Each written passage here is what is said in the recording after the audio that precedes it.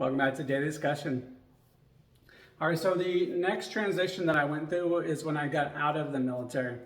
And going from a military setting to a civilian kind of more, we'll call it professional environment was pretty different for a lot of reasons. One, obviously not wearing a uniform, having to figure out dress codes and all that stuff, but the language and acceptable words, I guess, for lack of better definition, is, the whole term cuss like a sailor was very accurate. So going from that environment to one where you really got to watch your language was kind of difficult, because you get into a certain pattern and language tone or whatever, and that's not acceptable anymore. So you have to relearn that, and that's a transition that gets kind of hard for people.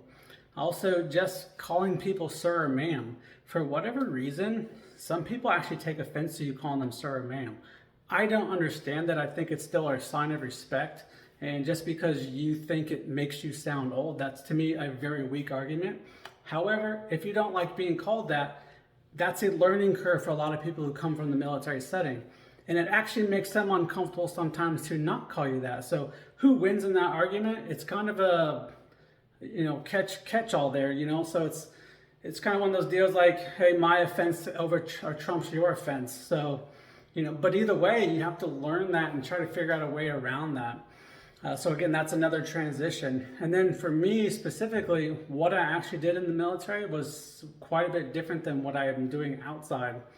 So learning that, I guess, job was another transition within there. But really what I had to do was just figure out how to translate the skills and the knowledge I obtained via the career I had in the Navy to apply that to the new type of work I was doing outside.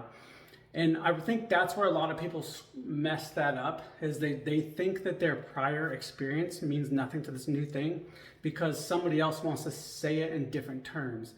But the reality is, what you learned in that last position absolutely will help you in this one. You generally just don't know how to translate it over and understand that it actually is the same thing, because because of the way people talk the next thing up like it's so much more important or so much